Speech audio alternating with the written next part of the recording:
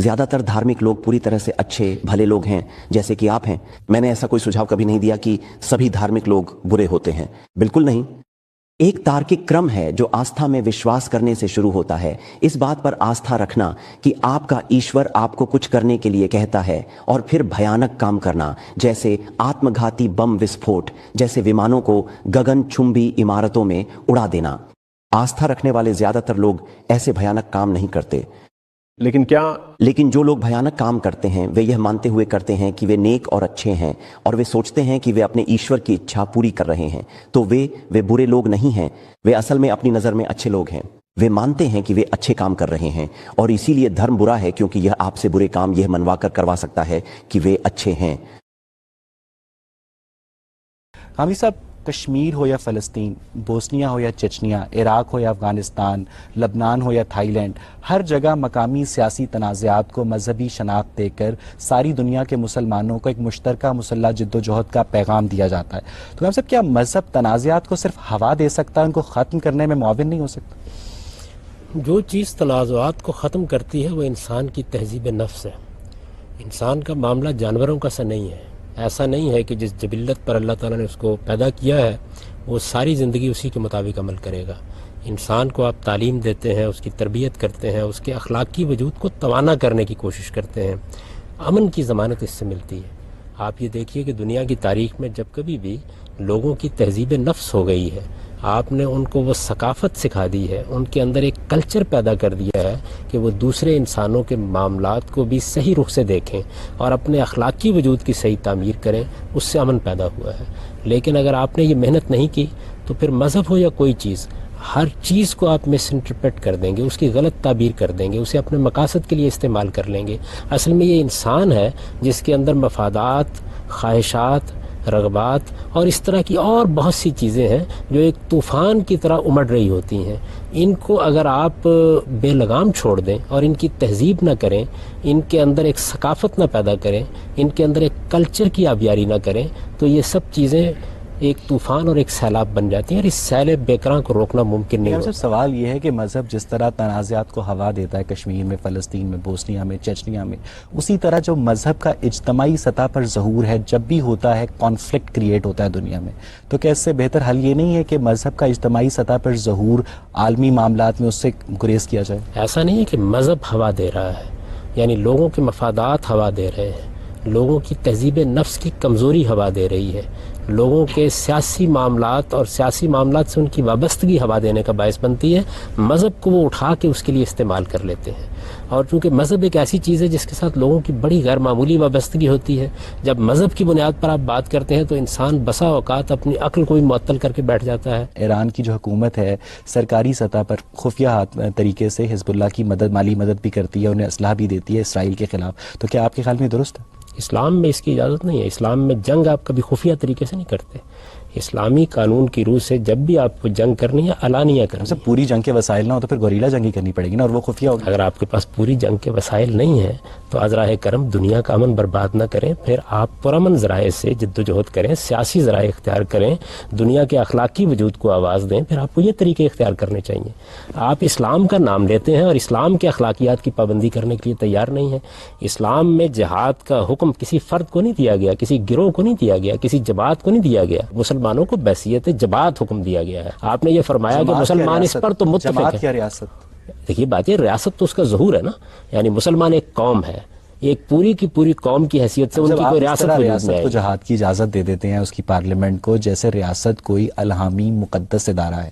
ریاست آپ کو پتہ ہے کوئی الہامی مقدس ادارہ نہیں ہے، بلکہ حالات کے جبر کے تحت قائم ہوتی ہے. تو کس طرح ہم اس کو وہ اختیار دے سکتے ہیں جو مسلمانوں کی جماعت کے پاس ہونا چاہیے؟ دیکھیے بات یہ ہے کہ ریاست اگر مسلمانوں کی رائے سے قائم ہوئی ہے، اس میں ان کی پارلیمنٹ ایسی کوئی ریاست آج تک تو قائم نہیں ہوئی ہم سے. اس کا مطلب آج تک کوئی کبھی بھی جہاد نہیں ہوا. اس وقت پاکستان کی ریاست میں تو کچھ نہ کچھ برا بلا جمہوری مسلمانوں کی رائے سے پاکستان قائم نہیں ہوا تھا ہم سے. کیوں؟ اور کس کی رائے سے قائم ہوا تھا؟ مسلمانوں نے جدوجہد کی، قائد اعظم کی قیادت میں جدوجہد کی، علامہ اقبال کی رہنمائی میں جدوجہد ساری کی. جو امپیریل پاورز تھیں اپنی نو آبادیات کو چھوڑ رہی تھیں، انہوں نے پاکستان کو بھی چھوڑ دیا. یہ اسباب اور وجوہ بے شمار ہوتے ہیں. کوئی چیز بھی اس دنیا میں تنہا ایک چیز سے حاصل نہیں ہوتی. جدوجہد بھی اس وقت کامیاب ہوتی ہے اور بارآور ہوتی ہے جب اس کے لیے تاریخی اسباب پیدا ہو جاتے ہیں. وہ تاریخی اسباب پیدا ہو گئے، لیکن اگر مسلمانوں نے جدوجہد نہ کی ہوتی تو تاخیر ہو جاتی. بات یہ ہے کہ سری لنکا میں جو تامل ٹائیگرز ہیں وہ سری لنکن حکومت کے خلاف لڑ رہے ہیں. ناردرن آئرلینڈ میں Irish republic army United kingdom کی گورنمنٹ کے خلاف لڑتی رہی. پوری دنیا میں کسی بھی تامل نے ان تامل ٹائیگرز کی اس طرح مدد نہیں کی. پوری دنیا میں اس طرح آئرش ریپبلکن آرمی کی عیسائیوں نے مدد نہیں کی جس طرح جہاں مسلمان لڑ رہے ہیں ان کی مذہب اہل اسلام کرتے ہیں. اس کی وجہ یہ ہے اس وجہ سے میں پوچھ رہا ہوں کہ مذہب فلیش پوائنٹ بنتا ہے. دیکھیے اس کی وجہ یہ ہے کہ مسلمانوں کے مذہب ایک زندہ حقیقت ہے. مسلمان مذہب سے جو وابستگی رکھتے ہیں، بہت عرصہ ہوا کہ مذہب وہ حیثیت کھو چکا ہے دنیا کے اندر. مسلمانوں کے یہ تو ایک ریلیجس سپیریورٹی کمپلیکس نہیں ہے ویسے کہ ہمارا یہ ایک امر واقعہ کا بیان ہے. ہم سب سے زیادہ اپنے مذہب پر عمل کرنے والے. نہیں، یہ یوں نہیں ہے. مذہب پر عمل کرنا ایک الگ چیز ہے اور مذہب کا ایک زندہ حقیقت کے طور پر معاشرے پہ اثر انداز ہونا ایک دوسری چیز ہے. عیسائی بھی، مسیحی بھی اپنے مذہب پر عمل کرتے ہیں، ہندو بھی اپنے مذہب پر عمل کرتے ہیں، لیکن اس کا ایک معاشرتی اور سیاسی حقیقت بن جانا. تسلیم کیا جائے تو آج 21ویں صدی میں مسلمانوں کی لڑائی، آپ کے خیال میں مسلمان اس وقت سب سے زیادہ اپنے مذہب پر کاربند ہیں، تو مسلمانوں کی لڑائی عیسائیوں کے ساتھ ہے، مسلمانوں کی لڑائی یہودیوں کے ساتھ ہے، مسلمانوں کی لڑائی ہندوؤں کے ساتھ ہے، اور مسلمانوں ہی کی لڑائی اپنے ہی اقلیتی فرقوں کے خلاف ہے. تو آپ کے خیال میں ایسی کیا وجہ ہے؟ کیا یہ جہاد کی خود ساختہ تعبیریں ہیں جو مسلمانوں کو پرابلم چائلڈ بنا رہی ہیں؟ دیکھیے آپ نے میری بات کو ایک دوسرا رخ دے دیا کہ میں یہ کہہ رہا ہوں کہ مسلمان اپنے مذہب پر سب سے زیادہ کاربند ہے. میں نے یہ نہیں کہا. میں نے جو بات عرض کی ہے وہ یہ ہے کہ مسلمانوں کے مذہب ایک زندہ حقیقت ہے. یعنی وہ ان کے معاشرے میں، ان کی فکر میں، ان کی گفتگوؤں میں، ان کی باتوں میں، ان کے علمی کام میں بہت نمایاں ہوتا ہے. ہم سے اگر مذہب مسلمانوں کے ایک زندہ حقیقت ہوتا تو وہ اس طرح چور بازاری کرتے، اس طرح ملاوٹ کرتے، اس طرح کم تولتے. یہ تو کاربند ہونے کا پہلو ہوا نا. میں نے اس لیے زندہ حقیقت سے کیا مراد؟ زندہ حقیقت کا مطلب یہ ہوتا ہے کہ مذہب ان کے ہاں زیر بحث رہتا ہے.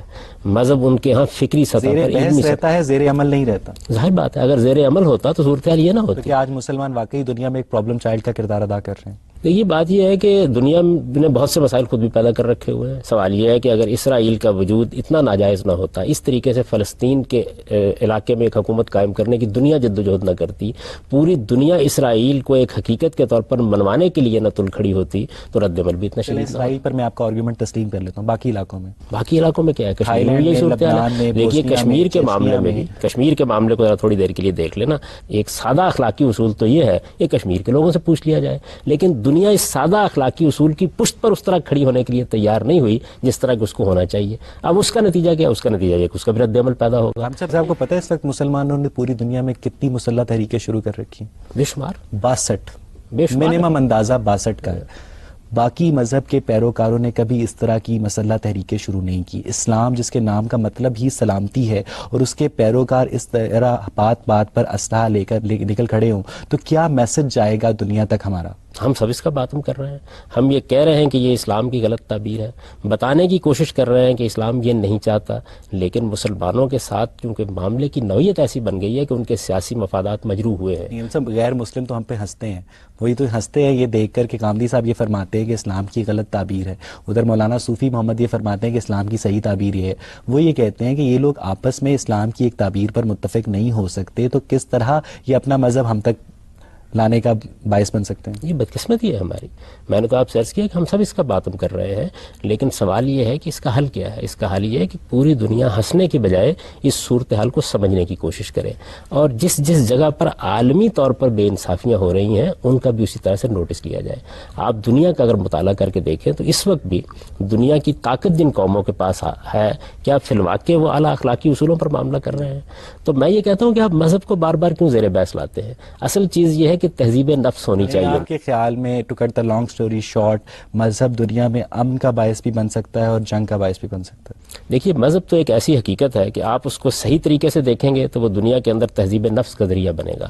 اور اگر آپ اس کس کو کی تہذیب نفس؟ اپنے مذہب کے پیروکاروں کی، ساری انسانیت کی. اس لیے کہ مذہب تو ایک دعوت ہے پوری انسانیت کے لیے. صحیح مذہب کو جب آپ پیش کریں گے تو وہ تو انسانوں کو مخاطب کریں گے. آپ عبادات کو چھوڑ کے اخلاقیات کے جتنے پہلو ہیں وہ تمام مذاہب میں کم و بیش یکساں ہیں، ٹھیک ہے؟ عبادات کے اوپر نزاع آتا ہے، تو کس طرح ایک مذہب پوری دنیا کے انسانوں کے لیے امن کا پیغام بن سکتا ہے؟ اس لیے کہ مذہب کا جو بنیادی پیغام ہے وہ تزکیہ ہے، وہ پیوریفیکیشن ہے. مت کا بھی یہی ہے, ہندو مت کا بھی یہی ہے. میں تو یہ عرض کرتا ہوں, دیکھیے دنیا کے اندر جتنے مصلحین آئے ہیں وہ اصل میں اسی مقصد کے لیے آئے ہیں. تو یہ بجائے خود اس بات کی دلیل ہے کہ مذہب اپنی ذات میں امن کا پیامبر ہے. یہ عبادات اور اس نوعیت کی جتنی چیزیں, ان کی بنیاد پر کون سی جنگ اور کون سی لڑائی ہوئی ہے دنیا میں؟ آپ مجھے کوئی مثال دے سکتے ہیں؟ اور میں آپ سے عرض کروں گا کہ اتنی پاکیہ دامہ کی حکایت نہیں بڑھانی چاہیے. پہلی اور دوسری جنگ عظیم مذہب کی بنیاد پر تو نہیں ہوئی. اسپین پہنچا, کیا 3 اس نے آپشنز دی, اسلام قبول کر لو, جنگ کر لو یا یہ آپ اتنی دور کی تاریخ میں جا رہے ہیں. میں یہ عرض کر رہا ہوں پہلی اور دوسری جنگ عظیم مذہب کی بنیاد پر ہوئی ہے. کروڑوں کی تعداد میں لوگ مارے گئے. ہیروشیما اور ناگاساکی پر جو بم پھینکا گیا مذہب کی بنیاد پر پھینکا گیا تھا. دنیا کی بدترین غارت گری مذہب کی بنیاد پر ہوئی تھی. اصل میں انسان ہے جو بنیادی مسئلہ ہے, مذہب مسئلہ نہیں ہے. جی آپ پوچھیں. سر پہلی بات ابھی آپ نے یہ کی کہ بنیادی مسئلہ انسان ہے. اگر انسان بنیادی مسئلہ ہے تو ہم دنیا کے مسائل کا حل انسان پہ کیوں نہیں چھوڑ دیتے؟ خدائی گواہی, خدائی رہنمائی کی اپنی ایک ضرورت کیوں ہر وقت اس کے اوپر تھوپتے ہیں؟ کیا انسان خود اس قابل نہیں کہ اپنا بھلا برا جان سکے؟ بنیادی مسئلہ انسان کی تہذیب نفس ہے. آپ انسان کو تعلیم دیں گے, اس کی تربیت کریں گے. اگر انسان ایک خودرو پودے کی طرح ہے, وہ جو جی چاہے بن جائے, تو پھر تو آپ کو اس کی تعلیم تربیت کا کوئی اہتمام نہیں کرنا چاہیے. ہم نے خود اپنی آنکھوں سے دنیا میں دیکھا ہے کہ جن قوموں نے تعلیم اور تہذیب کا اہتمام کیا ہے ان کے ہاں امن پسندی آ گئی, ان کے ہاں قانون کی پابندی آ گئی, ان کے ہاں اجتماعی نظام میں بہتری آ گئی. تو اصل میں بنیادی مسئلہ انسان ہے, لیکن انسان کو تعلیم اور تربیت کی ضرورت ہے. جیسے بات ایکچولی یہ ہے کہ انسان کے تمام علوم جتنے بھی اب موجود ہیں, کیا وہ سارے کے سارے مذہب کے مرہون منت ہیں؟ فلسفہ, منطق, بایولوجی, سوشولوجی, سو آن سو فورتھ, بہت سارے مسائل. ایسا کیوں؟ انسان نے خود سیکھے نا, خود بنائے. تو خدا کو بھی ہم انسان کو خود کیوں نہیں جاننے دیتے؟ کیا ضروری ہے کہ ہم بتائیں اسلام کا خدا یہ, ہندو کا خدا یہ, عیسائی کا خدا یہ, یہودی کا خدا یہ, اور پھر ایک مسئلہ خدا کا جنریٹ کر دیں؟ نہیں, اللہ تعالیٰ کو بھی انسان خود ہی جانتا ہے, اور اللہ تعالیٰ کا شعور انسان کے اندر ودیت کیا گیا ہے. وہ خیر و شر کو بھی خود ہی جانتا ہے. چند معاملات ایسے ہیں جن کی تعین میں غلطی ہوتی ہے. مثال کے طور پر دیکھیے کہ دنیا میں کم و بیش 4000 سال کی تاریخ شرک کی تاریخ ہے. اس کی اصلاح کرنے کے لیے انبیاء علیہ السلام کو تعلیم دینا پڑی. اسی طرح اخلاقی حدود میں تجاوز ہو جاتا ہے, رہبانیت پیدا ہو گئی. انسان نے خدا کے ساتھ اپنے تعلق کی بنیاد پر پوری تہذیب کی نفی کر دی, تو انبیاء علیہ السلام کو آ کے توازن پیدا کرنا پڑا. اصل میں انسان جب سیکھتا ہے, آگے بڑھتا ہے, تو غلطیاں کرتا ہے, اور بعض غلطیاں ایسی ہیں جو اس کی پوری شخصیت کا احاطہ کرتی ہیں. مسئلہ یہ نا کہ توازن صرف انبیاء تک محدود نہیں نہ رہا. انبیاء کے بعد فردر جو ان کے نام لیوا آئے اور ان کے مقتدی کہلانے کے حقدار ٹھہرے, انہوں نے بھی توازن پیدا کرنے کی کوشش شروع کر دی. اور جب ان کو مذہب نے اجازت دے دی کہ ٹھیک ہے جی آپ ٹھیکیداروں کے طور پہ کام کر سکتے ہیں, تو وہ کیے جا رہے ہیں. مذہب نے اجازت تو دیتا ہے بہرحال, مذہب نے تو یہ اجازت نہیں دی. مذہب تو اپنے پیغمبر کو مخاطب کر کے یہ کہتا ہے کہ انما انت مذکر لست علیہم بمسیطر. آپ تعلیم دینے والے ہیں, آپ لوگوں کو نصیحت کرنے والے ہیں, آپ داروغہ نہیں ہیں. اگر دنیا کی آبادی اربوں میں ہے تو آپ کس کو یہ سمجھاتے پھریں گے کہ مذہب نے اجازت دی اور یہ نہیں دی؟ تھوڑی دیر کے لیے ہم ایکسیپٹ کیوں نہیں کر لیتے کہ یار مذہب فی الحال یہ دنیا ہی اس قابل نہیں کہ مذہب اس پہ لایا جائے؟ چھوڑ دیں دنیا کو. انہیں ذرا ایک پری میچور, ہم پہلی کلاس کے بچے کو پی ایچ ڈی کا سلیبس کیوں پڑھانا چاہتے ہیں؟ دنیا کو گرو کر لینے دیں. شاید کسی زمانے میں انسان خود سمجھ جائے کہ یار مذہب میں صحیح کیا اور غلط کیا. ابھی تو جو آپ کا صحیح ہے وہ میرا صحیح نہیں ہے. دنیا کو چنگیزیت کے حوالے کر دیا جائے, اسے اخلاق نہ سکھایا جائے. پھر دنیا کو کسی طرف تو چھوڑے, اسے یہ نہ بتایا جائے کہ تمہیں پورا تولنا ہے, تمہیں جھوٹ نہیں بولنا, تمہیں بددیانتی نہیں کرنی, تمہیں اخلاقی حدود کی پیروی کرنی ہے. مذہب کے علاوہ بھی دنیا کو پتہ لگ گئی ہیں. آپ نے غالباً فلسفے کی تاریخ نہیں پڑھی, اس میں تو یہ ماننے سے انسان انکار کر رہا ہے کہ ان اقدار اور ویلیوز کی کوئی بنیادی حقیقت ہے. انسان نے تو آہستہ آہستہ اپنے فکر سے یہ فلسفہ تراش کیا ہے کہ یہ سب چیزیں مفادات سے پیدا ہوتی ہیں. جبرن منوائیں گے؟ نہیں, جبرن مذہب نہیں منواتا. وہ آپ سے گفتگو کرتا ہے, استدلال کرتا ہے, آرگو کرتا ہے. لیکن قانون تو آپ بناتے ہیں نا. قانون کس چیز پہ بنائیں گے؟ قانون اخلاقی اصولوں پر بنتا ہے. آپ کو بہرحال قانون بنانا پڑے گا کہ کوئی اگر کم تولے گا تو اسے سزا دی جائے گی. آپ کو قانون بنانا پڑے گا, کسی بڑھیا کا آپ پلاٹ ہتھیا لیں گے تو آپ کو جیل میں جانا پڑے گا. سوال یہ کہ اخلاقیات مذہب کے کیوں, انسانی معاشرے کے کیوں نہیں؟ اخلاقیات انسان کے اندر سے پیدا ہوتے ہیں. مذہب کیا کرتا ہے؟ مذہب عدم توازن کو دور کرتا ہے. اخلاقیات ہمارے اندر سے پیدا ہوتے ہیں. میں نے آپ کو مثالیں دی ہیں کہ جب انسان نے اپنے طور پر ان حقائق کا فیصلہ کرنے کی کوشش کی ہے تو حدود سے تجاوز ہو گیا. ہم سب ایک دوسرے سے سیکھتے ہیں, انبیاء علیہ السلام سے کیوں نہ سیکھیں؟ سب یہاں سے جی آپ پوچھیے. پاکستان ایک اسٹیٹ ہے, بوگس کانسٹیٹیوشن ہے ہمارا. اس کے اندر کانسٹیٹیوشن شروع اس سے ہوتا ہے کہ all power rest with Allah, but power has been granted to the government of Pakistan. اس کا مطلب ہے کہ زرداری اٹھ کے آ جائے, کوئی بھی اٹھ کے آ جائے, جو وہ کام کرتا ہے وہ اللہ کے نام پہ پڑھتے ہیں legally. So you can't blame Zardari, you have to blame God then technically due to the constitution. Pakistan کا پورا آئین آپ نے پڑھا ہے؟ پاکستان کے آئین میں کیا صرف یہ چند سطریں لکھی ہوئی ہیں؟ پاکستان کا آئین اس کے بعد بتاتا ہے کہ اس کے صدر مملکت کو کن حدود میں کام کرنا ہے، وہ یہ بتاتا ہے اس کے وزیر اعظم کو کن حدود میں کام کرنا ہے. پاکستان میں جو آئین قوم نے بنایا تھا، اے کاش آپ اسے چلنے دیتے، اور پھر آپ دیکھتے کہ پاکستان کے اندر کتنا اچھا معاشرہ وجود میں آتا. یہ کانسٹیٹیوشن آپ جانتے ہیں کس شخص نے بنایا تھا؟ یہ ذوالفقار علی بھٹو صاحب نے بنایا تھا. آپ جانتے ہیں کہ اس میں ملک بھر کے تمام بڑے لیڈر شریک ہوئے تھے. یہ وہ کانسٹیٹیوشن ہے کہ جو ہمارے پاس اس وقت سب سے بڑی متفق علیہ دستاویز تھی. اس کے بعد اگر دوسری کوئی دستاویز ہے تو وہ ہمارا میثاق جمہوریت ہے. یہ دو دستاویزات اس قوم کے وجود اندر سے وجود پذیر ہوئی ہیں، یہ کسی عامر کی دی ہوئی نہیں. بات یہ ہے کہ آپ فرما رہے ہیں کہ پاکستان کا موجودہ آئین جو 1973 کا آئین ہے اپنی اصل شکل میں ذوالفقار علی بھٹو نے بنایا تھا. ہم سب پاکستان کا 1973 کا آئین پاکستان کو ایک اسلامی جمہوریہ قرار دیتا ہے. ہم سب آپ کو بہت اچھی طرح پتہ ہے اور پاکستان کا ہر پڑھا لکھا آدمی جانتا ہے کہ ذوالفقار علی بھٹو کی ذاتی زندگی میں اسلام کس حد تک داخل تھا. ہم سب یہ پولیٹیکل کمپرومائزز ہوتے ہیں جو مذہب کے نام پر لوگوں کو اٹریکٹ کرنے کے لیے گورنمنٹس یوز کیا کرتی ہیں. اس کا یہ مطلب ہرگز نہیں ہوتا کہ جو حاکم کو بہت دلچسپی ہے کہ وہ ریاست کے اندر اسلام نافذ کرے یا کوئی اور دوسرا مذہب نافذ کرے. میں نے تو یہ بات کہی نہیں کہ ان کو بہت دلچسپی تھی. میں نے تو یہ کہا جو قوم چاہتی تھی وہ آئین کی صورت میں ظہور پذیر ہو گیا. جتنے قوم کے لیڈر تھے، جتنے رہنما تھے، قوم نے کبھی مذہبی جماعتوں کو اکثریت دی؟ کبھی نہیں دی. یہ بات یہ مذہبی جماعتوں کو اکثریت دینا ایک اور چیز ہے اور مذہب کے بارے میں اپنے نقطہ نظر کا اظہار کرنا ایک اور چیز ہے. آپ ابھی ریفرنڈم کرا کے دیکھ لیں، ابھی کرایا گیا، آپ کے جیو کی طرف سے کرایا گیا، معلوم ہوا پاکستان کے 81% لوگ یہ چاہتے ہیں کہ یہاں اللہ کی شریعت ہونی چاہیے. تو عوام جو بات چاہتے ہیں ہونے چاہیے، اس پر کوئی متفق نہیں ہوگا. اس کے اوپر لوگوں کی تربیت کریں. میں تو یہی کہتا ہوں کہ ان کی تہذیب نفس کریں. کون کرے گا؟ آپ کی قوم کے ذمہ دار دانشوروں کو کرنی چاہیے، اس کے مذہبی رہنماؤں کو کرنی چاہیے، اس کے لیڈروں کو کرنی چاہیے. جس آئیڈیالوجی کو درست سمجھتے ہیں اس کے مطابق، جیسے آپ کو ٹی وی تک ایکسس حاصل ہے تو گاندھی صاحب کے جو عقائد ہیں وہ ٹی وی تک کے ذریعے لوگوں تک پہنچے، اور ایک عام جو مسجد کا مولوی ہے اس کو ٹی وی تک ایکسس حاصل نہیں اور اس کے عقائد لوگوں تک نہیں پہنچے اور آپ لوگوں کے عقائد پر انفلوئنس ہوں. نہیں، دیکھیے بات یہ جتنے بھی ذرائع ملک کے اندر موجود ہوتے ہیں سب کے لیے کھلے ہونے چاہیے، کسی پر بھی کوئی پابندی نہیں ہوتی. لیکن ایک بات اچھی طرح سمجھ لیں، اور وہ یہ کہ 15 کروڑ 16 کروڑ لوگ ہیں، ان کے اندر خود خدا کی تقسیم یہ ہے کہ بعض لوگوں کے اندر غیر معمولی صلاحیتیں ہوتی ہیں، وہ سیاسی لحاظ سے، وہ معاشرتی لحاظ سے، وہ تہذیبی لحاظ سے، وہ فکری لحاظ سے ڈومینیٹ کرتے ہیں. بات یہ کہ چین، south Korea, Malaysia, Hong Kong, یہ سارے ملک دیکھتے دیکھتے پاکستانی عوام کی نظروں کے سامنے اقتصادی قوت بن کر ابھرے.